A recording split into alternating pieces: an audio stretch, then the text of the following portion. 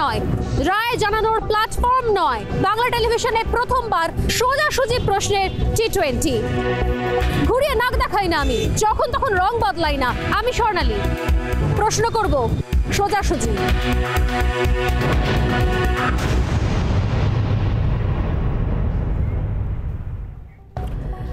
শুরুতে নজর রাখতে হচ্ছে অবশ্যই যে রাজ্যে বাস করি আমরা, সেই রাজ্যের প্রশাসন যেভাবে চলছে, সেই প্রশাসনের সব থেকে বেশি ক্ষমতা দায়িত্ব যার কাঁধে, যার ঘাড়ে বর্তায় প্রশাসনিক দিক থেকে মুখ্য সচিব অর্থাৎ রাজ্যের হরে কৃষ্ণ দ্বিবেদী। রাজ্যের তিনি মুখ্য সচিব, অথচ তার ভূমিকা নিয়ে এই মুহূর্তে প্রশ্ন উঠে গেল। কেন প্রশ্ন? কারণ তার ভূমিকা নাকি একজন রাজনৈতিক দলের মুখপাত্রের মতো। এটা আমার বক্তব্য নয়, সোজাসুজি স্বর্ণালী থেকে আমি স্বর্ণালী, আমার বক্তব্য নয়, এটা আপনারও বক্তব্য নয়। এই বক্তব্যই পর্যবেক্ষণ খোদ কলকাতা হাইকোর্টের। ভবানীপুর উপনির্বাচন স্থগিতের আবেদন মামলার রায় দিতে গিয়ে এমনই পর্যবেক্ষণ কলকাতা হাইকোর্টে। হাইকোর্টের বিচারপতি সরাসরি প্রশ্ন তুলেছেন যে কিভাবে মুখ্য সচিব আগে ভাগেই জেনে গেলেন ভবানীপুরের বিশেষ কাউকে প্রার্থী করা হবে। ভবানীপুরের নির্বাচনের জন্য মুখ্য সচিবের চিঠি দেওয়ার ভূমিকার তীব্র সমালোচনা করেছে আদালত। ভবানীপুরে উপনির্বাচনের পক্ষে সওয়াল করে নির্বাচন কমিশনকে একটি চিঠি দিয়েছিলেন মুখ্য সচিব এর আগে, আর এখানেই মুখ্য সচিবের ভূমিকা নিয়ে প্রশ্ন ওঠে আদালতে। একজন মুখ্য সচিব হয়ে কিভাবে একটি কেন্দ্রে নির্বাচনের জন্য তিনি চিঠি লিখতে পারেন, যেখানে আরো অনেক নির্বাচন পেন্ডিং রয়েছে, উপনির্বাচন পেন্ডিং রয়েছে? আর এই প্রশ্নেই হাইকোর্টের বেনজির ভর্ৎসনার মুখে পড়লেন মুখ্য সচিব। আজ কি বলা হয়েছে, পর্যবেক্ষণ কি ছিল, চোখ রাখা যাক। মামলার রায় দিতে গিয়ে আদালতের ঠিক কি কি পর্যবেক্ষণ ছিল আজ দেখে নেওয়া যাক। মঙ্গলবার ভারপ্রাপ্ত প্রধান বিচারপতি রাজেশ বিন্দল এবং বিচারপতি রাজর্ষি ভরদ্বাজের পর্যবেক্ষণ ছিল যে নির্বাচন কমিশনের উদ্দেশ্যে মুখ্য সচিবের চিঠিতে স্ববিরোধী বক্তব্য রয়েছে। রাজ্যে কোভিড বিধি নিয়ে কমিশনকে অবগত করেননি মুখ্য সচিব। মুখ্য সচিব কিভাবে জানলেন নির্দিষ্ট প্রার্থী ভবানীপুরের ভোটে লড়বেন? মুখ্য সচিব রাজনৈতিক দলের মুখপাত্রের মতো কাজ করছেন। একজন ভোটে জেতার পরও বিশেষ কারণে পদত্যাগ করেছেন। এভাবে বারবার নির্বাচন হলে খরচ কে বহন করবে? প্রশ্ন আজকে আদালতে যেগুলো এসেছে সেগুলো আমি এক এক করে বলে যাচ্ছি। একটি দল 213টি আসনে জয়ী হয়ে ক্ষমতায় এসেছে, খুব ভালো, বিশাল ম্যান্ডেট, জনসমর্থন নিয়ে ক্ষমতায় এসেছে, উৎসব। কিন্তু একটি আসনে নির্বাচন না হলে কিভাবে তাকে সাংবিধানিক সংকট বলা যেতে পারে? সাংবিধানিক সংকট যেটা ব্যবহার করেছিলেন মুখ্য সচিব, যে ভবানীপুরে নির্বাচন না হলে সাংবিধানিক সংকট তৈরি হবে। তাহলে কি একজনের স্বার্থ রক্ষার চেষ্টা করছেন মুখ্য সচিব? এই প্রশ্নগুলো উঠেছিল। আজকে এই পর্যবেক্ষণের পরে সব্যসাচী চট্টোপাধ্যায়, যিনি অন্যতম মামলাকারী, এই মামলাটি যিনি লড়েছেন, সব্যসাচীর কি বক্তব্য ছিল শুনবো আমরা। নির্বাচনকে কেন্দ্র করে নির্বাচন কমিশনের 4 সেপ্টেম্বরের দেওয়া যে নোটিফিকেশন, প্রেস রিলিজ, তার 6 এবং 7 নম্বর প্যারাগ্রাফে চিফ সেক্রেটারির যে অবজারভেশন, সেই অবজারভেশন সম্পর্কে মহামান্য ডিভিশন বেঞ্চ, মহামান্য acting chief justice Rajesh Bindal এবং মহামান্য বিচারপতি রাজর্ষি ভরদ্বাজের ডিভিশন বেঞ্চ স্পষ্ট মন্তব্য করেছেন যে chief secretary is a public servant and being a public servant is not there to secure an individual's interest. আমরা যে কারণে এই মামলার 6 এবং 7 নম্বর প্যারাগ্রাফ সঙ্গে চ্যালেঞ্জ করেছিলাম, সেই জায়গাটাকে তারা হোল্ড করেছেন যে চিফ সেক্রেটারি তার ডিউটি পারফর্ম করেননি। একজন পাবলিক সার্ভেন্ট হিসেবে তিনি একজন ইন্ডিভিজুয়ালের ইন্টারেস্টকে সিকিউর করতে গেছেন। যে দল হারবে তার অধিকার থাকবে নির্বাচন পিটিশন করার, 30 তারিখে হবে। কিন্তু এই অবজারভেশন দেবার মাধ্যমে চিফ সেক্রেটারি পশ্চিমবাংলার একজনের ইন্টারেস্টকে সিকিউর করছেন, একজন ইন্ডিভিজুয়াল ইন্টারেস্ট সিকিউর করছেন, সেটা আদালত পরিষ্কার করে দিয়েছেন। না জনগণের স্বার্থে নয় বা রাজ্যের স্বার্থে নয়, এটা যেরকম যে অভিযোগগুলো ছিল যে কোনো একজনের ব্যক্তিগত কারণে সেই বিষয়গুলো কোথাও এই ভূমিকা মুখ্য সচিবের সেই ভূমিকার সমালোচনা হলো। ভবানীপুরে নির্বাচন হচ্ছে, স্থগিতের আবেদন খারিজ করে দিয়েছে আদালত, যা স্বস্তি দিয়েছে নিঃসন্দেহে শাসক দলকে। আজকে সেই স্বস্তির কথা বলেছেন শাসক দলের পক্ষ থেকে সৌগত রায়। কিন্তু মুখ্য সচিবকে নিয়ে হাইকোর্টের পর্যবেক্ষণ এখনো অস্বস্তির কারণ শাসক দলের কাছে। বিষয়টি নিয়ে ইতিমধ্যে আসরে নেমেছে বিরোধীরা। মুখ্য সচিবকে নিয়ে আদালতের পর্যবেক্ষণ ইস্যু করে শাসক দলকে তোপ দেখেছেন বিরোধীরা।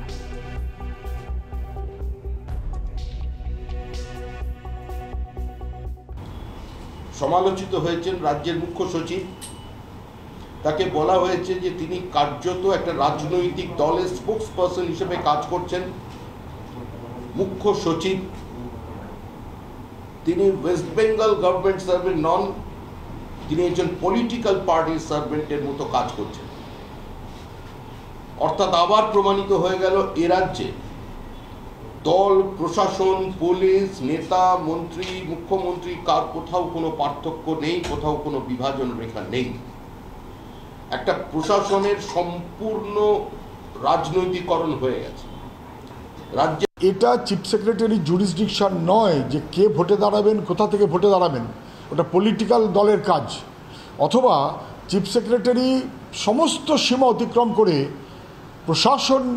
প্রশাসকের দায়িত্ব অস্বীকার করে রাজনৈতিক কর্মীর ভূমিকাটাই তার মেজর হয়ে গেল, যেখানে তিনি একটা দলের সংকটকে সাংবিধানিক সংকট হিসেবে ব্যাখ্যা করলেন। ভবানীপুর নিয়ে হাইকোর্টের রায় নিয়ে সাবধানী প্রতিক্রিয়া কার? শাসক দলের। তৃণমূলের বক্তব্য, নির্বাচন বহাল থাকায় হাইকোর্টের রায় তারা খুশি, আশ্বস্ত হয়েছেন। তবে রাজ্যের মুখ্য সচিবের ভূমিকা, আদালতের প্রশ্ন নিয়ে প্রতিক্রিয়া এড়িয়ে গিয়েছে তৃণমূল নেতৃত্ব।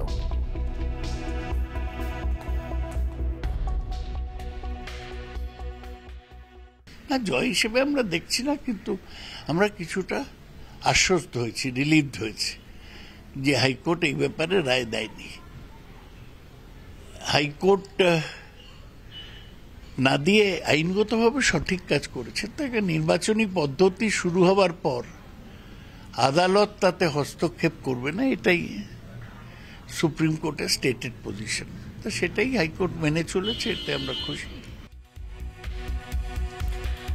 বেশ সাবধানী প্রতিক্রিয়া এবং একই সঙ্গে যে স্বস্তি শাসক দলের এই রায়ে, নিঃসন্দেহে মুখ্য সচিবকে ভর্ৎসনা করা হয়েছে, কিন্তু সেই দিক থেকেও যেহেতু নির্বাচন স্থগিত হওয়ার বা নির্বাচন পিছিয়ে দেওয়ার কোনো রকম কিছু বিষয়কে কোনো রকম গুরুত্ব দেওয়া হয়নি, 30 তারিখে ভোট হচ্ছে ভবানীপুরে, সেই জায়গা থেকে কিছুটা স্বস্তির বাতাবরণ রয়েছে, সেটা সৌগত রায় কার্যত স্বীকার করলেন। কিন্তু প্রশ্ন যে জায়গাগুলো উঠে আসছে, তাহলে সত্যি সত্যি মুখ্য সচিবের এই ভূমিকা, যে ভূমিকা নিয়ে বিরোধীরা সরব হয়েছেন এর আগেও, এবং যে ভূমিকা কোথাও আজকে হাইকোর্টেও ভর্ৎসিত হলো, সেই জায়গা থেকে দাঁড়িয়ে কি প্রশ্ন উঠছে না যে এই ধরনের ভূমিকা দেখতে হলো কেন?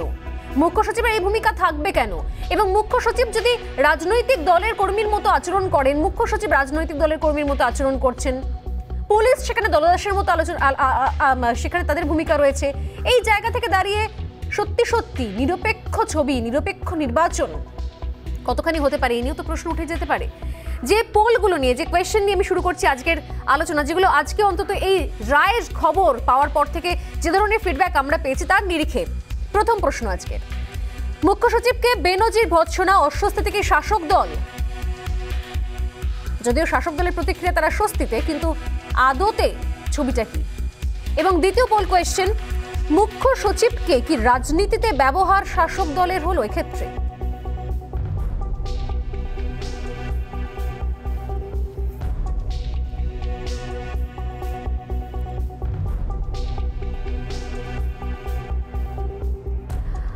এই নিয়ে আমি আজকে আলোচনা শুরু করছি। এই মুহূর্তে আমাদের সঙ্গে আলোচনা যারা রয়েছেন বিকাশ রঞ্জন ভট্টাচার্য, বিশিষ্ট আইনজীবী, বাম নেতা, রয়েছেন তরুণজ্যোতি তিওয়ারি, বিজেপি নেতা, রয়েছেন বিশ্বজিৎ দেব, তৃণমূল কংগ্রেস নেতা, এবং রয়েছেন আইনজীবী এবং বাম নেতা সায়ন ব্যানার্জি। প্রত্যেকেই স্বাগত রিপাবলিক বাংলা এবং আমার সোজাসুজি স্বর্ণালীতে। আমি শুরুতে বিকাশবাবু আপনাকে দিয়েই শুরু করি।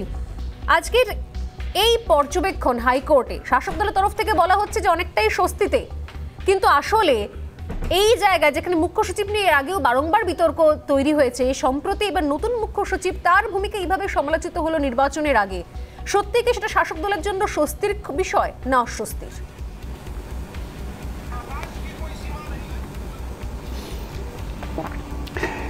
এটা শাসক দলের স্বস্তি বা অস্বস্তির ব্যাপার তো কিছু নয়। কেন, আমরা নির্বাচন হোক এটা আদালতকে পরিষ্কার বলেছি যে আইন মেনে নির্বাচন হবে, এ নিয়ে কারো কোনো মন্তব্য নেই। আমাদের সেটা নিয়েও কোনো বক্তব্য ছিল না, আমাদের বক্তব্য ছিল খুব সীমিত এবং নির্দিষ্ট।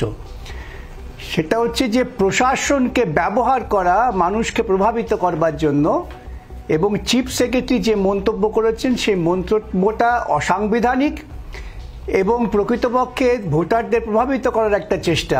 এমন একটা ভাব দেখানো হচ্ছে যে কোনো একজন ব্যক্তি তিনি মুখ্যমন্ত্রী না থাকলে এই সাংবিধানিক সংকট তৈরি হয়। আমরা সেটাকেই আক্রমণ করেছি এবং আদালত সেটাকে গ্রহণ করেছেন। মুখ্য সচিব সম্পর্কে আদালত যে সমস্ত মতামত দিয়েছেন তা আপনারা জানেন, সেটা আমি আর দ্বিরুক্তি করতে চাই না। শাসক দলের পক্ষে চূড়ান্ত অস্বস্তি যেটা হলো তা হচ্ছে এই যে মানুষের কাছে এটা স্পষ্ট হয়ে গেল যে কিভাবে তারা প্রশাসনকে ব্যবহার করছেন খুব ক্ষুদ্র স্বার্থে। নির্বাচন হওয়া না হওয়াটা এটা কোনো বিষয়ই ছিল না এই মামলার। সেই জন্যেই প্রশাসন এবং নির্বাচন এই দুটোর মধ্যে যে একটা স্বাধীন সীমারেখা আছে সেটাকে ক্রমশ মুছে দেওয়ার চেষ্টা হচ্ছে, তারই পরিণতিতে এই অবজারভেশন। এবং আরেকটা রাস্তা খুলে গেল, বিপদের রাস্তা বলতে পারি। আদালত বলেছেন নির্বাচন পিটিশন যদি দাখিল হয় এই নির্বাচনের পরে, তাহলে এই সমস্ত বিষয়গুলো সেখানে এক আবেদনকারী ব্যবহার করতে পারেন। অর্থাৎ যে প্রশাসনকে ব্যবহার করা হয়েছে এটা কিন্তু একটা অন্যতম গুরুত্বপূর্ণ বিষয় হয়ে দাঁড়াবে যদি নির্বাচন পিটিশন হয়, এবং সেটা যদি প্রমাণ করা যায় তাহলে নির্বাচন বাতিল হওয়ার সম্ভাবনাও দেখা যেতে পারে। আইনগত দিকটা এইটুকু, সেটাই আপনাদের কাছে আমি পেশ করলাম। এর বাইরে কোনো মন্তব্য আমি করব না। বিকাশবাবু, একজন বর্ষীয়ান রাজনীতিবিদ হিসেবে আপনার কাছে আমার প্রশ্ন যে আইনের এই বিষয়টা সামনে আসার পর যেখানে এই অস্বস্তির বিষয় তো আসছে, পাশাপাশি যেখানে ভবানীপুর নির্বাচন এই মুহূর্তে একদম পাখির চোখ হয়ে রয়েছে, যা নিয়ে শুরু থেকে বিভিন্ন জায়গায় প্রশ্ন উঠেছে, সত্যি কোভিড বিধি থেকে শুরু করে আরও একাধিক কারণে ভবানীপুর নির্বাচন, সেই প্রেক্ষিতে যেখানে ভবানীপুর নির্বাচনটাই মুখ্য হয়ে দাঁড়িয়েছে এবং সামনেও নির্বাচন রয়েছে, সেক্ষেত্রে কি মনে হয় যে এইভাবে প্রশাসন যেভাবে মুখ্য সচিবকে ব্যবহার করছে, আজকে রাজনৈতিক দলের মতো কথা বলছেন মুখ্য সচিব, এই বক্তব্য যেখানে আসছে সেখানে কি সত্যি এতদিন ধরে, এর আগেও তো এই অভিযোগ ছিল এবং এর পরেও একাধিক সময় আমরা দেখেছি পুলিশকেও ব্যবহার করার অভিযোগ উঠেছে, মুখ্য সচিবকে এখন রাজনৈতিক স্বার্থে ব্যবহার করার জায়গায় চলে আসছে কোথাও বিষয়গুলো, এইগুলো ওভারঅল কতখানি কাঁটা, কতখানি খোঁচা হয়ে থাকবে? আমি নির্বাচন যদি বাদও রাখি, ভবানীপুর নির্বাচনের বিষয়টা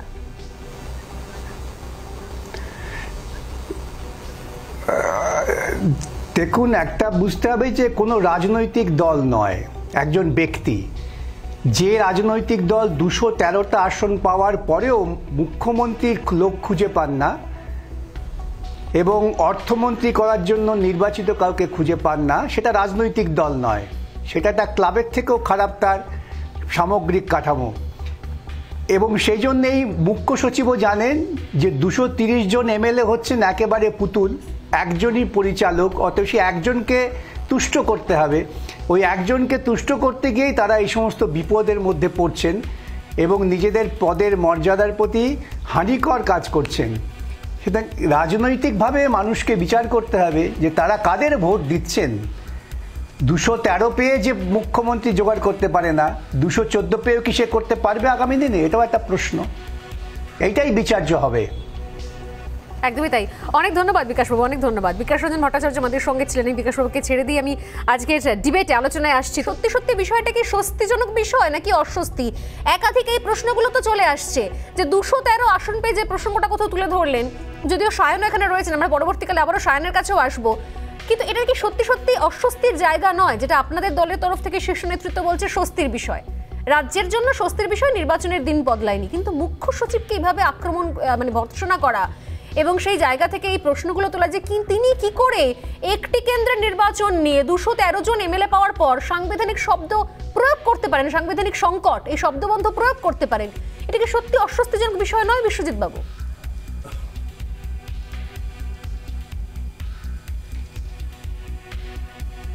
দেখুন, এটা একটা অবজারভেশন, হাইকোর্টের একটা অবজারভেশন, এবং সেই অবজারভেশনের পরিপ্রেক্ষিতে নভেম্বর মাসে এটা একটা শুনানি হবে।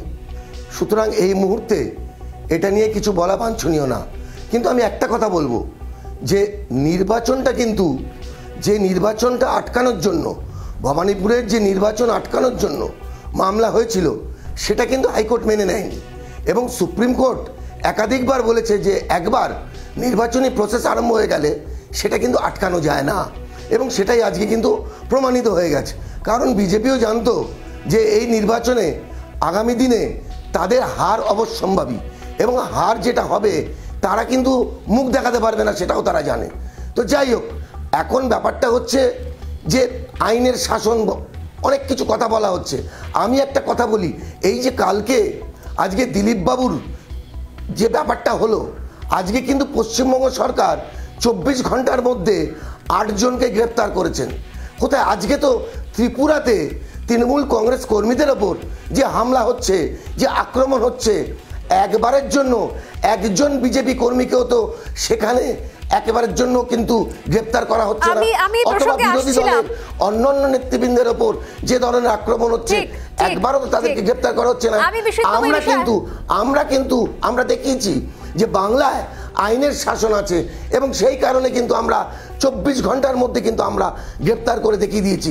কিন্তু ত্রিপুরাতে কিন্তু আজকে আমাদের ওপর এই আইনের শাসনটা অনেক দেরিতে দেখতে পাওয়া গেল না। নির্বাচনের পর 2রা মে ফল প্রকাশ হয়েছে। একবারের জন্য কিন্তু আমি আসছি বিশ্বজিৎ দা, আপনার কথা সূত্র ধরে তরুণের কাছে আসছি, সায়নের কাছে আসছি। দুজনের কাছেই প্রশ্ন। একটা হচ্ছে শুধুমাত্র এই নির্বাচনকে আটকানোর জন্য সায়ন আপনাদের এই প্রচেষ্টা ছিল, এবং দ্বিতীয়ত হচ্ছে তরুণের কাছে আমার প্রশ্ন যে আইনের শাসন যে চলে বাংলায়, তার প্রমাণ হচ্ছে দিলীপ ঘোষের ঘটনা ঘটার পর রাতারাতি 8 জনকে অ্যারেস্ট করা হয়েছে, যদিও জামিনযোগ্য ধারায় প্রত্যেকেই জামিন পেয়ে গিয়েছে। তরুণ, সায়ন। আচ্ছা, প্রথমে আইনের শাসন পশ্চিমবঙ্গে নেই তার একের পর এক 3টে প্রমাণ যদি দেখা যায়, সেই রাজীব সিনহা, আলাপন বন্দ্যোপাধ্যায় এবং বর্তমানে এই এইচ.কে দ্বিবেদী, যিনি আমাদের নাকি পশ্চিমবঙ্গের চিফ সেক্রেটারি। অবজারভেশনটা কি একটু পড়ি আমি। The conduct of the chief secretary who projected himself to be more as a servant of the political party in power than a public servant. মানে নিজেকে ইনি প্রমাণ করেছেন কি হবে, এটা পলিটিক্যাল পার্টি সার্ভেন্ট হিসাবে, পাবলিক সার্ভেন্ট নয়। আরও একটা লাইন কি important, he was not a party spokesman or returning officer, মানে উনি নিজেকে প্রমাণিত করছেন পার্টি স্পোক্সপারসন হিসাবে। এখানে লাস্ট প্যারাগ্রাফটা আছে, he is not to ensure that any particular person should come in power and in the absence there should be a constitutional crisis, মানে একজন লোক যদি পাওয়ারে না আসে কনস্টিটিউশনাল ক্রাইসিস হবে। তো এগুলো কি একজন চিফ সেক্রেটারি, ওনার চিফ সেক্রেটারির মন্তব্য, নাকি এটা কোনো রাজনৈতিক দলের মুখপাত্রের মন্তব্য? এখান থেকে বোঝা যায় কতটা আইনের শাসন আছে। না, সেটা তো উনি বলছেন যে এটা শুধুমাত্র অবজারভেশন, এটা ফ্যাক্ট, এটা মানুষ দেখেছে, হাইকোর্টও দেখেছে, হাইকোর্ট দেখে তার অর্ডারের রিফ্লেকশন আছে এগুলো, কারণ এগুলো তো হয়েছে।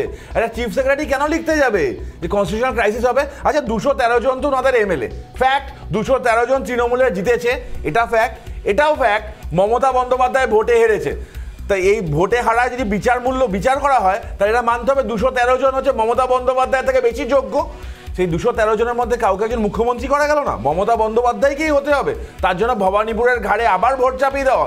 ওরা তাদের বিধায়ক নির্বাচিত করেছিল, নির্বাচিত বিধায়ককে পদত্যাগ করিয়ে আবার ভোট করানো। এবার আইনের শাসনের কথা যে আমার দাদা বলছেন, 2 তারিখের পর থেকে দেখা গেছে আইনের শাসন, 2 তারিখের পর থেকে দেখা গেছে একের পর এক মানুষকে মারা হয়েছে, একের পর এক খুন। ন্যাশনাল হিউম্যান রাইটস কমিশনের রিপোর্টের প্রথম লাইনটা শুরু হচ্ছে, রাজ্যে আইনের শাসন নয়, শাসকের আইন চলছে। বিশ্বজিৎ কি বলছেন? শান্তিপুর এবং দিনহাটার ভোটের জন্য কারা দায়ী?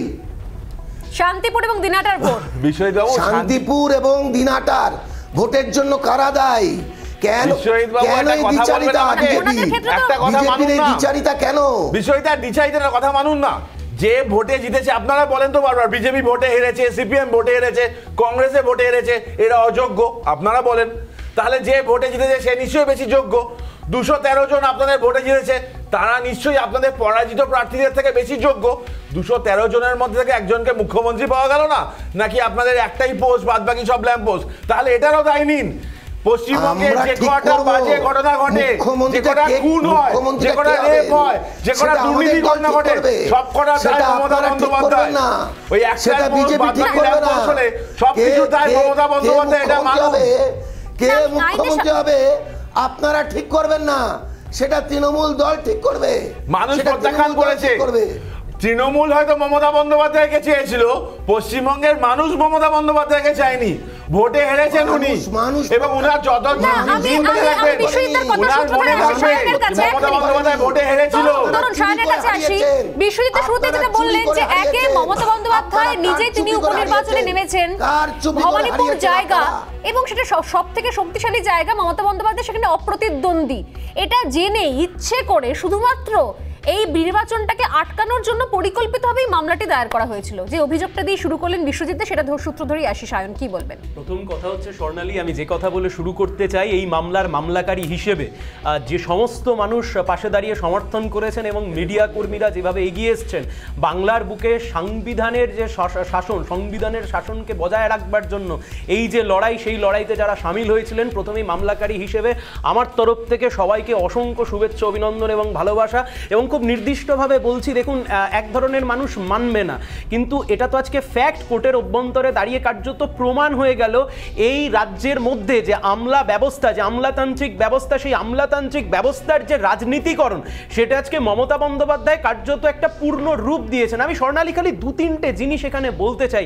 দেখুন, একজন আইএএস অফিসার, তার যদি ন্যূনতম লজ্জাটুকু থেকে থাকে, তার চেয়ারের প্রতি তাকিয়ে, চেয়ারের প্রতি মর্যাদা রেখে তার পদত্যাগ করা উচিত। কেন এই কথা বলছি? হাইকোর্ট তার অর্ডারে সেখানে লিখছেন যে চিফ সেক্রেটারি প্রথমত মিসলিড করেছে ইলেকশন কমিশনকে, তার কারণ কোভিড এবং ফ্লাড সিচুয়েশন নিয়ে উনি ভুল তথ্য দিয়েছেন। এক নম্বর কথা। 2 নম্বর কথা, না উনি রিটার্নিং অফিসার ইলেকশন কমিশনের, না উনি তৃণমূল কংগ্রেসের কোনো পলিটিক্যাল স্পোক্স পারসন। তাহলে উনি জানলেন কি করে যে ভবানীপুর থেকে মমতা বন্দ্যোপাধ্যায় কন্টেস্ট করতে পারেন? এর সাথে আমি আরো একটা কথা যোগ করতে চাই। পরিষ্কার করে জলজল করছে যে জায়গাটা অফেন্সিভ পার্ট, কোন জায়গাটা জানেন? Servant of a political party. যে আমাদের রাজ্যের মুখ্য সচিব, আমাদের দুর্ভাগ্য, এটা আমাদেরকে আজকে শুনতে হচ্ছে যে আমাদের রাজ্যের মুখ্য সচিব তিনি নিজেকে সার্ভেন্টে পরিণত করেছেন, পাবলিক সার্ভেন্টে নয়, পলিটিক্যাল পার্টির সার্ভেন্টে। আমি এর সাথে একটা কথা অ্যাড করতে চাই, যারা আজকে সন্ধ্যাবেলার শোতে বসে এটা প্রমাণ করবার চেষ্টা করছেন যে এই মামলা করা হয়েছিল যাতে নির্বাচনকে আটকানো যায়, আমি খালি একটাই অনুরোধ করছি যে একবারের জন্য বলুন এমন কথা কোথায় বলা হয়েছিল? পিটিশনে বলা হয়েছিল, প্রেয়ারে বলা হয়েছিল। আমার আইনজীবী বিকাশ রঞ্জন ভট্টাচার্য একটু আগে ছিলেন, সব্যসাচী চ্যাটার্জি দিনের পর দিন বসে বলেছেন। আমাদের পরিষ্কার যে কথা ছিল, মমতা বন্দ্যোপাধ্যায় ভোটে লড়বেন, তার দল ঠিক করবে, ইলেকশন কমিশন ইলেকশন কন্ডাক্ট করবে, ইলেকশন কমিশন ঠিক করবে। Who is chief secretary to decide যে উনি যদি না জিতে আসেন there will be a constitutional crisis? ন্যূনতম লজ্জাটুকু আছে? লজ্জা যদি থাকে তাহলে এই জাজমেন্টটা দেখবার পরে এখানে দাঁড়িয়ে কেউ মুখ্য সচিবের হয়ে ব্যাট করেন নাকি? ওনারা হয়তো বুঝতে পারছেন না যে ভবিষ্যতের জন্য কত বড় জায়গা খুলে গেল। সোনালি, আমি শুধু দড়িয়ে দিচ্ছি এখানে একটা কথা, একদম জাজমেন্টের শেষে যে কথাটা লেখা রয়েছে যে ইন ফিউচার ইলেকশন পিটিশন কিন্তু ফাইল করা যেতে পারে। এবং এই জায়গা থেকে দাঁড়িয়ে আজকে কোর্টের মধ্যে তো এটা প্রমাণিত হয়ে গেল কি that was a corrupt practice by the chief secretary. অর্থাৎ একজন গেজেটেড অফিসারকে ইউজ করে মমতা বন্দ্যোপাধ্যায় তৃণমূল কংগ্রেস প্রার্থী হিসেবে ভবানীপুরে কন্টেস্ট করতে চেয়েছেন। ভবিষ্যতে যে কোনো রাজনৈতিক দল কোর্টে গিয়ে যদি ইলেকশন পিটিশন ফাইল করেন তাহলে ইউ নেভার নো, ওই এলাহাবাদ হাইকোর্টের রায় ঘুরে ফিরে কলকাতা হাইকোর্টে আবার চলে আসতে পারে। আমি বিশ্বজিৎদার কাছে আসবো। বিশ্বজিৎদা, এটা তো এই যে অভিযোগগুলো আসছে ভবানীপুর নির্বাচনের আগে, এটা তো বড় কালি, একটা কোথাও তো বড় কালি লাগলো, দাগ লাগলো একটা, যে রাজনৈতিক কারণে একটা এলাকার নির্বাচনের জন্য শুধুমাত্র একজন প্রার্থী বলে তার জন্য মুখ্য সচিব তিনি এত বড় একটা বদনাম পেয়ে গেলেন যে তিনি পলিটিক্যাল সার্ভেন্ট, তিনি রাজনৈতিক ভৃত্যের মতো কাজ করেছেন। এই বাংলায় এর মধ্যে অভিযোগ উঠেছে পুলিশ হচ্ছে পলিটিক্যাল সার্ভেন্ট, এখন মুখ্য সচিব পলিটিক্যাল সার্ভেন্ট বলছে কি? বিরোধীরা বসে মানুষকে মিসলিড করছেন সন্ধ্যাবেলার শোতে। একটু বলতে দিন সায়ন, এটা শুনিনি বিশ্বজিৎদা কি বলছেন। বিশ্বজিৎদা প্লিজ বলুন। অনেক বলেছেন এ তো বিরোধীরা এইসব প্রজেকশন করছেন, তার কারণ তারা জানেন বিরোধীরা না হাইকোর্ট করছে, এই কথাটা হাইকোর্ট বলেছে, বিরোধীরা একবারও বলছে না, বিরোধীরা একটু বেশি বলে। কোর্টের অর্ডারটাকে মিসইন্টারপ্রেট করছে, তারা মিসইন্টারপ্রেট করছে। না বিশ্বজিৎদা, আমার সহজ ভাষা, আপনার কি মনে হচ্ছে না যে মুখ্য সচিবকে বলা হচ্ছে যেখানে পলিটিক্যাল সার্ভেন্ট, এতে কোথাও কালিমা লিপ্ত হচ্ছে, এটা দাগ লেগে গেল মনে হচ্ছে না? লড়াইটা লড়াইটা ভবানীপুরের মাঠে। বিশ্বজিৎ দা, ভবানীপুর নির্বাচনের উপনির্বাচনের আগে একটা দাগ লাগলো মনে হচ্ছে না? আপনাদের সরকার স্বর্ণালী লেট মি অ্যালাউ রাজ্যের মুখ্য সচিব উনি চিঠি লিখে বলছেন মমতা বন্দ্যোপাধ্যায় না জিতলে কনস্টিটিউশনাল ক্রাইসিস হবে।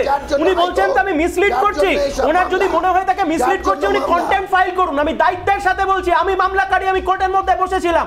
আপনি কেন মানুষকে ভুল বোঝাচ্ছেন? কেন আপনি মানুষকে ভুল বার্তা দিচ্ছেন? একজন মুখ্য সচিব চিঠি লিখে বলেছেন মমতা বন্দ্যোপাধ্যায় না জিতলে কনস্টিটিউশনাল ক্রাইসিস হয়। ছত্রে এই কথা এখানে ফুটে উঠেছে। লড়াইটা ভবানীপুরে, আমি আবার বলছি, রাজনৈতিক লড়াই। আরে রাজনৈতিক লড়াইয়ে আপনারা কোথাও নেই। মানুষকে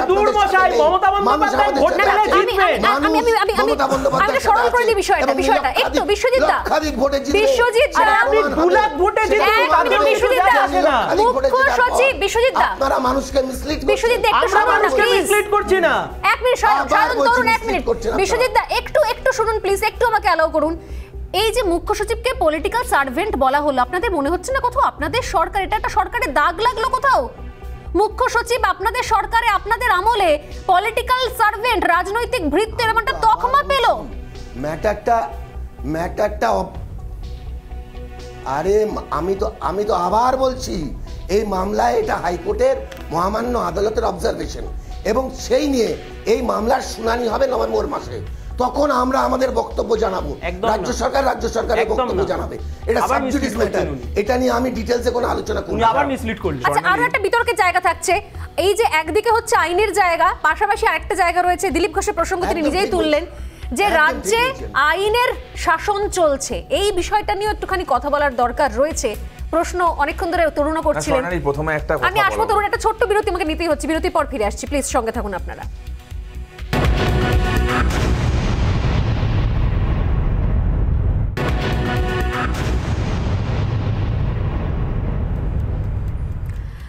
বিরতির পর যে নির্বাচন নিয়ে এত আলোচনা, এত তর্ক বিতর্ক, সেই নির্বাচনের প্রেক্ষিতে আজকে যে রায়, সেই রায় মুখ্য সচিবের ভূমিকা যেভাবে ভর্ৎসিত হলো হাইকোর্টে, তার প্রেক্ষিতে আমরা আলোচনা শুরু করেছিলাম। এবং সেই জায়গা থেকে দাঁড়িয়ে নিঃসন্দেহে অনেকগুলো বিষয় উঠে আসছে শাসক দলের অস্বস্তির বিষয়গুলো, জায়গাগুলো।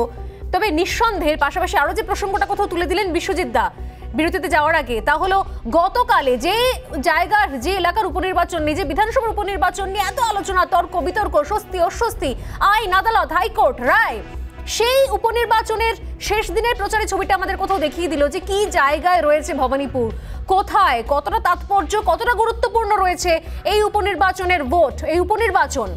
সেই জায়গা থেকে দাঁড়িয়ে বিশ্বজিৎ কিছুক্ষণ আগে বললেন যে এই জায়গায়, এটাই কলকাতা, এটাই রাজ্য, এটাই এ রাজ্য বাংলা, যেখানে আইনের শাসন রয়েছে, এবং রাতারাতি 8 জনকে গ্রেপ্তার করলো। আমার তরুণের কাছে প্রথম প্রশ্ন, তরুণের কি প্রতিক্রিয়া? যে বিষয় থেকে আমি গতকালের প্রসঙ্গ টেনে বলছি, গতকাল যে ছবি আমরা দেখেছি শেষ দিনের প্রচারে, যেখানে পাল্টা তোমরাও বলেছো একটা আতঙ্কের পরিবেশ সৃষ্টি করা হলো, শাসক দলও বলেছে এখানে যেটা কোথাও পরিকল্পিত, কিছু বাড়তি পাবলিসিটি পাওয়ার জন্য, তার প্রেক্ষিতে কিন্তু সঙ্গে সঙ্গে অ্যাকশন নিয়েছে শাসক দল। কি বলবে এবার? আচ্ছা, প্রথমে সোনালী তুমি বিশ্বজিৎদাকে বলছিলে, বারবার জিজ্ঞেস করার চেষ্টা করছিলে যেটা মানে মুখ্য সচিব কিরকম বলেছে, লজ্জা কিনা, রাজ্যের ওপর দাগ কিনা। দেখো, মানুষ কাদেরকে বলা হয়? যার মান আছে এবং হুঁশ আছে, এবং তৃণমূল করতে গেলে এবং মান এবং হুঁশ এই দুটোকেই বাদ দিতে হয়। সুতরাং লজ্জা, ভালো, ঘৃণা এই বোঝার ক্ষমতাটুকু তৃণমূলের নেতাকর্মীদের নেই। থাকলে এই অবজারভেশনটাকে বিশ্ববিদ্যার মতো একজন আইনজীবী সাপোর্ট করতে বসতেন না। সেকেন্ড আছে তোমার ভবানীপুর, কলকাতার বুকে পশ একটা এরিয়া, ভদ্রলোকদের জায়গা, সেখানে তৃণমূল কালকে যে নোংরামিটা করলো, সেখান থেকে বোঝা যায়, যেখানে তোমার টেলিভিশন ক্যামেরা ছিল, মিডিয়া ছিল, গ্রামগঞ্জের কি অবস্থা। কিন্তু পদক্ষেপ তো নিয়েছে। হ্যাঁ, কি হয়েছে? কোন সেকশনে মামলা হয়েছে? যাদের গ্রেপ্তার হয়েছে তারা তার বেলও পেয়ে গেছে। কোন সেকশনে মামলা হয়েছে? কোন সেকশনে মামলা হয়েছে? তাদেরকে একত্রিত করলো কে? কারা করলো? মদনদার লোকজন, নাকি বিশ্বজিৎ নিজেও গেছিলেন ওখানে ঝামেলা করার জন্য? আসলে বললাম না, তৃণমূল করতে গেলে মান এবং হুঁশ এটাকে বাদ দিতে হয়। বিশ্বজিৎ কি বলছেন শুনুন। বিশ্বজিৎ বলুন। ঘটনাটা দিলীপ বাবু ঘটিয়েছেন এবং দিলীপ বাবু ঘটিয়েছেন এই ঘটনা। দেখুন, দিলীপ বাবু স্বাস্থ্য সাথী কার্ডে মনে হয় চোখের চিকিৎসা হয়, একটু করিয়ে নিন না। উনি এই কুকথা, স্বাস্থ্য সাথী কার্ডে চোখের চিকিৎসা মনে হয়, একটু করিয়ে নিন, তাহলে দেখতে পাবেন কোথায় কি হয়েছে। তাহলে ভালোভাবে দেখতে পারবেন কোথায় কি হয়েছে। আপনারা তো আজকাল কিছু দেখতে পান না, কেন বলে চটি ধ্যান চটি জ্ঞান চটি চিন্তামণি, ওইখানে আটকে আছেন, বেরোন না। প্র্যাকটিক্যাল ওয়ার্ল্ডটা একটু দেখুন, লজ্জা শরম আপনাদের চাল ডাল ত্রিপল এগুলোর বাইরে একটু ভাবুন, মানুষকে নিয়ে ভাবতে শিখুন। আপনারা রাজনীতি করেন মানুষের নিয়ে করেন, মানুষ মেরে তো রাজনীতি হয় না বিশ্ববিদ্যা, মানুষ খুন করে লাশের ওপর রাজনীতি হয় না, যেটা আপনারা করেন। বন্ধু গুছিয়েছেন কেন কেন কেন কেন বলুন তো? কারণ তার উপর আক্রমণ হয়েছিল, সিকিউরিটি তার দায়িত্ব ছিল। দিলীপ দার উপর আক্রমণ হয়েছিল, তার সিকিউরিটির দায়িত্ব ছিল তাকে সিকিউরিটি দেওয়া, তার জন্য করেছিল। কিন্তু আক্রমণ কেন করবে তার প্রশ্নটা কেন করছেন না আপনারা? দুটো প্রশ্ন হয়ে যাচ্ছে, বিশ্বজিৎ কন্ট্রাডিকশন হচ্ছে বিশ্বজিৎ দা। যদি বন্ধু বোঝানোটাই যদি অপরাধ হতো তাহলে তো পাল্টা কেস হতো, তাহলে 8 জন ধরে না অ্যারেস্ট করা হতো এই ঘটনার নিন্দে করে, এই ঘটনার বিরুদ্ধে 8 জন ধরে না। আপনারা তো এক্ষুনি বললেন যে 8 জন গ্রেপ্তার করে আপনারা আইনের শাসন সেখানে প্রতিষ্ঠা করেছেন, তাহলে তো উল্টো কেস হতো। বন্দুক কুচানো, দেখুন বন্দুক কুচিয়েছে ওনার সিকিউরিটিরা, এটা সবাই দেখেছেন, টেলিভিশনের পর্দায় এটা সবাই দেখেছেন। আমার সবাই দেখেছে যে একটা নির্বাচিত জনপ্রতিনিধি তিনি কিভাবে নির্দেশ দেন তার সিকিউরিটিদের যে আপনারা বন্দুক তাক করুন সাধারণ মানুষের ওপর। সাধারণ মানুষ না, কেউ সাধারণ মানুষ না। সন্ধ্যাবেলা যারা 20 টাকার পাউচের উপর ডিপেন্ড করে ওইসব লোকজন ছিল। একটা নির্বাচন, সেই নির্বাচনের আগে মুখ্য সচিব পেয়ে গেলেন তকমা একটা যে তিনি পলিটিক্যাল সার্ভেন্ট। পুলিশ এই জায়গায় কোন রকম ভূমিকা, শেষ দিনের প্রচারে কোথায় গেল কোভিড বিধি, কোথায় গেল পুলিশের ভূমিকা, সবটাই কি তাহলে পলিটিক্যাল সার্ভেন্টের জায়গা ভূমিকা নিয়ে নিচ্ছে? মানে এই এত গুরুত্বপূর্ণ এটা নির্বাচন হয়ে দাঁড়াচ্ছে বিষয়টা। আমি শুধু একটাই কথা বলছি, একটু থামান প্লিজ, ওনাকে একটু থামান, একটু থামান। আমরা বুঝতে পারছি ওনার উপর আজ স্ট্রেস করেছে, ওনাকে একটু থামান। আমরা শুধু একটাই কথা বলছি, দেখুন তৃণমূল কংগ্রেসের সব যোগদান যে তৃণমূল ভবন বা ক্যামাত স্ট্রিট থেকে হবে সেটা তো নয়। হাইকোর্ট আজকে হাইকোর্ট আজকে স্ট্যাম্প বসিয়ে দিয়েছেন যে মুখ্য সচিব হচ্ছেন একটা পার্টির সার্ভেন্ট হয়ে কাজ করেছেন। এখন এতে তৃণমূল কংগ্রেস দল উৎসাহিত হয়ে তারা স্বপ্ন দেখা শুরু করবে যে ভবানীপুরের রেজাল্ট যেদিন বেরোবে সবুজ আবির মেখে মুখ্য সচিব হয়তো নবান্নের নিচে গিয়ে খেলা হবে, গানে তিনি নাচতেও লাগবেন। এই দৃশ্য দেখতেও আমাদের খুব একটা বেশি বাকি নেই। উনি একটা জিনিস কেন বুঝতে পারছেন না যে রাজ্যের মহামান্য হাইকোর্ট তিনি আজকে পরিষ্কারভাবে বললেন যে রাজ্যের মুখ্য সচিব যার কাজ according to the constitution function discharge করা, প্রতিটা লাইনে যে কথা রয়েছে, তিনি কনস্টিটিউশন অনুযায়ী কাজ না করে তিনি কি করলেন, তিনি রাজনৈতিক দলের একজন ব্যক্তির ইচ্ছাকে প্রোটেক্ট করবার জন্য কাজ করলেন। এবং যারা 2011 অবধি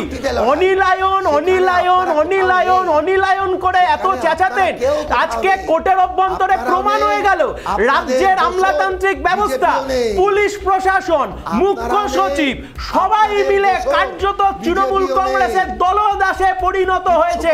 এবং আজকের দিনে দাঁড়িয়ে এটাও প্রমাণিত হয়ে গেল 213টা এমএলএ পাওয়ার পরেও মাত্র 6 মাসের মধ্যে, হানিমুন পিরিয়ড বলা হয় এই টাইমটাকে, হানিমুন পিরিয়ডের মধ্যে এই সরকারের ভয়ে পা কাঁপছে, যে কারণে ভবানীপুরে যেন তেন প্রকারে জিততে চাইছেন উনি। আপনি বেকার মিসলিড করবেন না বিশ্বজিৎ দা, প্লিজ মিসলিড করবেন না। বিশ্বজিৎ দা দাঁড়ান,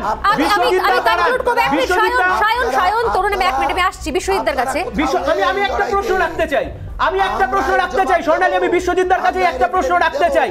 রাজ্যের বুকে করোনা নিয়ে মানুষ যখন হাসপাতালের দুয়ারে দুয়ারে ঘুরে বেরিয়েছে, করোনার সময় যখন এরকম মহামারী আকার ধারণ করেছে, সেই সময়তে দাঁড়িয়ে এতটুকু লজ্জা লাগলো না এই প্রশাসনের? অপদার্থ প্রশাসন, মুখ্য সচিব চিঠি লিখে পাঠিয়ে দিলেন Covid is under control. Covid যদি আন্ডার কন্ট্রোল হয় তাকে চালাক, লোকাল ট্রেন চালাক, স্কুল খুলুন, কলেজ খুলুন না। ভবানীপুর থেকে জিততে হবে, সেই জন্য ভবানীপুরে নির্বাচন করতে হবে। করোনা যদি পরিস্থিতি দ্বিতীয় ওয়েভ যদি বাংলায় কেউ দিয়ে থাকে, তাহলে এই বিজেপি দল দিয়েছে দ্বিতীয় ওয়েভ। আজকে আপনারা সাপোর্ট করছেন। আচ্ছা, দ্বিতীয় ওয়েভ তো বিজেপি দিয়েছে, তাহলে তৃতীয় ওয়েভটা কে দিল? আপনারা তৃতীয় ওয়েভের আপনি কি বুঝছেন যে কোর্ট কি বলেছে? আপনার কাছে অর্ডার না থাকলে বলুন, আমি রিপাবলিকান পিসিআর কে বলছি, উনি আপনাকে দেখিয়ে দেবে। না, নিশ্চয়ই প্রত্যেকের কাছে যাবে। এক এক করে শুধু শুনি।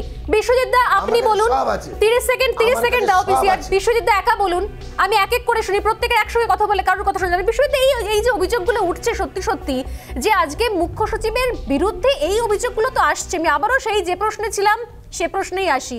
এটা কি মনে হচ্ছে না সত্যি যে নির্বাচন এত আপনাদের কাছে প্রায়োরিটি, মুখ্যমন্ত্রীর নির্বাচন, মুখ্যমন্ত্রীকে নির্বাচিত করাটা জরুরি ছিল, সেই নির্বাচন করার চক্করে মুখ্য সচিবের গায়ে দাগ লেগে গেল, তিনি পলিটিক্যাল ভৃত্য হয়ে গেলেন, তিনি হয়ে গেলেন যে রাজ্যের সমস্ত কোভিড সিচুয়েশন, ফ্লাড সিচুয়েশন, সমস্ত বিষয়ে তিনি আসল তথ্য গোপন করেছেন। কি বলবেন বিশ্বজিৎ? আপনি একা বলুন, 30 সেকেন্ড প্লিজ। এবারে আমাকে বলতে দিন, একা বলুন আপনি। এবারে আমাকে বলতে দিন, কাইন্ডলি বলতে দিন আমাকে। আমি তো আবারও বলছি যে এটা একটা অবজারভেশন মহামান্য আদালতের, এবং সেই অবজারভেশনের পরিপ্রেক্ষিতে এই মামলা নভেম্বর মাসে শুনানি হবে। যখন শুনানি হবে রাজ্য সরকারের তরফ থেকে এই মামলায় এফিডেভিট দিয়ে এর জবাব দেওয়া হবে। কিন্তু আমি একটাই বক্তব্য আমার, যে রাজনৈতিক লড়াইতে বিরোধীরা কোথাও নেই, না আছে বিজেপি, না আছে তাদের দোসর সিপিএম। আজকে তারা কোথাও নেই, তারা বুঝে গেছে যে লক্ষাধিক ভোটে মমতা বন্দ্যোপাধ্যায় ভবানীপুর থেকে জিতবে, এবং এই কারণেই আজকে তাদের এত প্রচেষ্টা। রাজনৈতিক লড়াই কোথাও নেই, তাই কোথাও সিপিএম বিজেপি দোসর হয়ে গেছে। আজকে পর প্রত্যেকটা জায়গায় আজকে তৃণমূলকে হেয় করার চেষ্টা করা হচ্ছে। বুঝতে পারলাম বিষয়টা। তরুণ রাজনৈতিক লড়াইয়ে কোথাও আপনারা নেই, সেই জন্যই বিজেপি সিপিএম দোষর। কি বলবেন তরুণ? 30 সেকেন্ড। রাজনৈতিক লড়াই রাজনৈতিকভাবে হবে, কিন্তু বারবার কলকাতা হাইকোর্টের বিভিন্ন বেঞ্চ একের পর এক জাজমেন্টগুলো দিচ্ছে। সিবিআই মানে পোস্টপোল ভায়োলেন্সে সিবিআই দেওয়া হোক, বা এই আজকের জাজমেন্টটা যেখানে বলা হলো আমাদের চিফ সেক্রেটারি হচ্ছে পলিটিক্যাল সার্ভেন্ট, তাকে বলা হলো একজন রাজনৈতিক দলের মুখপাত্র। এখানে বসে বিশ্ববিদ্যার মতো লোক তাকে ডিফেন্ড করে যাচ্ছে। লজ্জাটা পাওয়া উচিত, কিন্তু লজ্জাটা পায় না, কারণ তৃণমূল করতে গেলে ন্যূনতম লজ্জাটুকু বাদ দিতে হয়, মেরুদণ্ডটাকে কালীঘাটে বন্ধক দিতে হয়। তার জন্য এরা মানে সত্যিটাকে স্বীকার করতে পারে না। এটা তো লজ্জা, এটা ভারত মানে পশ্চিমবঙ্গের লজ্জা। বারবার এটা কেন হচ্ছে? বারবার এরকম পরিস্থিতি কেন আসছে? ধন্যবাদ তরুণ। সায়ন, রাজনৈতিক জায়গা থেকে সিপিএম একেবারে শূন্য হয়ে গিয়েছে, সেই কারণে কিছু করতে না পেরে তৃণমূলকে হেয় করার চেষ্টা, মুখ্যমন্ত্রীকে হেয় করার চেষ্টা, এক্ষেত্রে সিপিএম বিজেপি দোষর। সায়ন, আমি প্রথম থেকে একটাই কথা বলে আসছি, মানুষের জনাদেশ নিয়ে তৃণমূল কংগ্রেস 213টা আসন পেয়েছে, সিপিএম শূন্য হয়েছে, কংগ্রেস শূন্য হয়েছে, বিজেপি 77-এ আটকে গেছে, আর মানুষের জনাদেশ নেই, মমতা বন্দ্যোপাধ্যায় নন্দীগ্রামে হেরেছেন। আমি শুধু একটাই কথা বলছি যে বিশ্বজিৎদা যে কথাগুলো এখানে বসে বলছেন না, এই কথাগুলো আসলে তৃণমূলের তরফ থেকে তো সহ্য করতে হয়, আর কিশোর দত্তের মতো অ্যাডভোকেটদেরকে আদালতের অভ্যন্তরে দাঁড়িয়ে এগুলোকে হজম করতে হতো, যে কারণে অ্যাডভোকেট জেনারেল হিসেবে কোনো আইনজীবী তার নিজস্ব টার্ম শেষ করতে পারে না। তার কারণ প্রশাসন এমন কাজ করেন, যেমন মুখ্য সচিব তিনি রাজনৈতিক দলদাসে পরিণত হয়েছে, হাইকোর্ট বলছেন, ঠিক সেই কারণে কিশোর দত্তের মতো আইনজীবীকে সরে দাঁড়াতে হয় অ্যাডভোকেট জেনারেলের পক্ষে। সময় শেষ। আমি এখানেই আলোচনা শেষ করব। অনেক ধন্যবাদ তিনজনকে, তরুণ, সায়ন এবং বিশ্বজিৎ দা। আলোচনা শেষ করব, তবে তার সঙ্গে নিঃসন্দেহে, আমি জানি না কোন দল কোন রাজনৈতিক দলের কি মনে হয়, তবে নিঃসন্দেহে একটা নির্বাচনকে সামনে রেখে বিগত কয়েকদিন ধরে যা ঘটলো, আমি আবারও বলছি, সেই স্বস্তি অস্বস্তি, আইন আদালত, তর্ক বিতর্ক সবকিছু পেরিয়ে নিঃসন্দেহে এটা একটা কালো দাগ হয়ে রইল, যেখানে মুখ্য সচিবকে এইভাবে ভর্ৎসিত হতে হলো হাইকোর্টের কাছে, প্রধান বিচারপতির কাছে। এই দাগ ধোবে কিভাবে আমি জানি না, তবে নিঃসন্দেহে ভবানীপুর নির্বাচনের দিকে নজর তো থাকবে। পাশাপাশি অন্যান্য রাজনৈতিক গুরুত্বপূর্ণ খবর নিয়ে ফিরে আসছি একটা বিরতির পর, সঙ্গে থাকুন।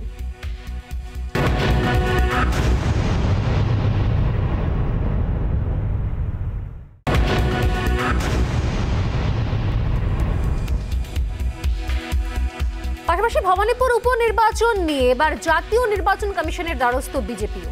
কেন? কারণ বিগত কয়েকদিন ধরে যে ছবি দেখেছে বিজেপি, তার প্রেক্ষিতে কিছু সিদ্ধান্ত নেওয়া হয়েছে রাজ্য বিজেপির তরফ থেকে। 40 কোম্পানি কেন্দ্রীয় বাহিনীর উপস্থিতিতে ভোট হোক বলে দাবি বিজেপির। প্রয়োজনে নির্বাচন স্থগিত রাখারও আবেদন জানায় বিজেপির প্রতিনিধি দল।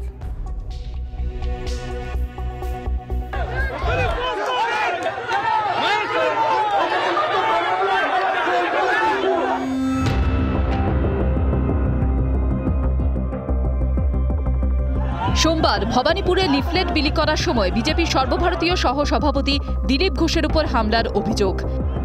এক বিজেপি কর্মীর মাথা ফাটানোর অভিযোগ করেন দিলীপ। এবার দিলীপের উপর হামলার নালিশ নিয়ে জাতীয় নির্বাচন কমিশনের দ্বারস্থ বিজেপি। প্রতিনিধি দলে ছিলেন ভূপেন্দ্র যাদব, অনুরাগ ঠাকুর, মুক্তার আব্বাস নকভি ও ওম পাঠক।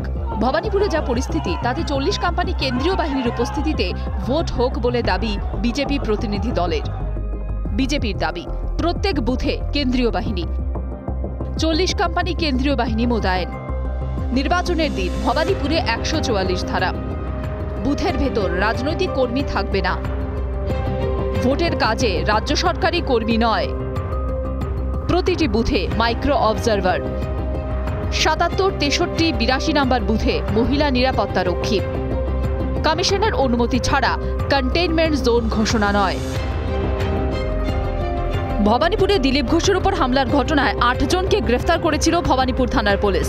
জামিনযোগ্য ধারায় অজ্ঞাত পরিচয় ব্যক্তিদের বিরুদ্ধে প্রত্যক্ষদর্শী ও সিসিটিভির ভিডিও ফুটেজ খতিয়ে দেখে 8 জনকে গ্রেফতার করা হয়, কিন্তু থানা থেকেই ওই 8 জনের জামিন হয়ে যায় বলে খবর।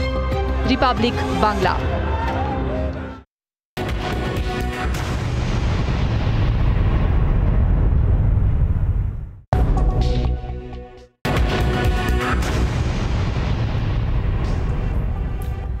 খোলা তার চলবে না, রিপাবলিক বাংলার ক্যাম্পেইন টানা চালিয়েছি আমরা এই ক্যাম্পেইন, এবং সেই ক্যাম্পেইনের জেরে নবান্নের নির্দেশের পর বিদ্যুৎ সরবরাহকারী বক্সগুলি এবং তার খোলা তার সেগুলো ঢাকার কাজ শুরু করলো প্রশাসন।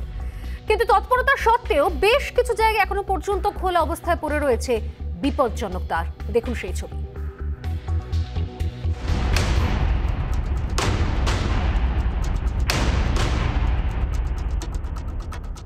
নাগারে বৃষ্টি আর তাতেই জল জমে বিপত্তি, সঙ্গে দোসর খোলা তার। বিদ্যুৎস্পৃষ্ট হয়ে একের পর এক মর্মান্তিক মৃত্যুর ঘটনা শহর কলকাতা কিংবা গোটা রাজ্যে। গত কয়েকদিনে একের পর এক মর্মান্তিক ঘটনা সাক্ষী থেকেছে বঙ্গ। শুধু গত সপ্তাহেই বিদ্যুৎস্পৃষ্ট হয়ে 12 জনের মৃত্যু হয়েছে রাজ্যে। দমদমে বিদ্যুৎস্পৃষ্ট হয়ে মৃত 2 কিশোরী, খড়দহে মৃত একই পরিবারের 3 জন, আগরপাড়ায় মৃত্যু দীপক চৌধুরী নামে এক ব্যক্তির, বেলঘরিয়ায় মৃত্যু সোনা রায় নামে এক শ্রমিকের, মোথাবাড়িতে মৃত্যু সিদ্দিকী শেখ নামে এক বৃদ্ধের, হবিবপুরে তুলসী সিং নামে এক গৃহবধূর মৃত্যু, গাজলে মৃত্যু হরপ্রসাদ ভট্টাচার্য নামে এক ব্যক্তির, পূর্ব মেদিনীপুরে বিদ্যুৎস্পৃষ্ট হয়ে মৃত্যু হয় 2 যুবকের। অল্প বৃষ্টিতে জমা জলের যন্ত্রণায় নাকাল কলকাতাবাসী। জেলায় জেলায় চিত্রটা একই রকম। জমা জলের যন্ত্রণার সঙ্গে যোগ হয়েছে মরণ ফাঁদ খোলা তার, আর তাতেই সম্প্রতি একের পর এক বিপত্তি ঘটেছে রাজ্যের বিভিন্ন অংশে। প্রাণ হারিয়েছে শিশু থেকে যুবক কিংবা বৃদ্ধ বৃদ্ধারা। খোলা তার চলবে না, একের পর এক মর্মান্তিক মৃত্যুর পর ক্যাম্পেইন শুরু করে রিপাবলিক বাংলা। সাধারণ মানুষের নিরাপত্তার স্বার্থে রিপাবলিক বাংলার ক্যাম্পেইনের জেরে তৎপর হয় নবান্ন। রাস্তায় খোলা তার ও বিদ্যুৎ সরবরাহকারী বক্সগুলি ঢাকতে নির্দেশ দিয়েছে রাজ্যের বিপর্যয় মোকাবিলা দপ্তর। নবান্নের নির্দেশিকার পর একাধিক জায়গায় ঢাকা হয়েছে বাতিস্তম্ভ, খোলা তার। খোলা তার আছে এরকম কোনো জায়গা থেকে আমাদের কাছে খবর আসেনি। তো যেখানে যেখানে আমাদের 30শে সেপ্টেম্বর পর্যন্ত আমাদের সময় ছিল, যেখানে যেখানে রিপেয়ারিং জব করার পুজোকে সামনে রেখে, সেই কাজ প্রায় আমরা 95% শেষ করেছি। এই কয়েকদিনের বৃষ্টির জন্য হয়তো কোথাও কোথাও 2-4% কাজ আমরা শেষ করতে পারিনি। আমরা আশা করি বৃষ্টি কমলে 2-3 দিনের মধ্যেই করব। কোনো জায়গায় খোলা তার আছে বলে এখন পর্যন্ত আমাদের কাছে কোনো রকম রিপোর্ট নেই।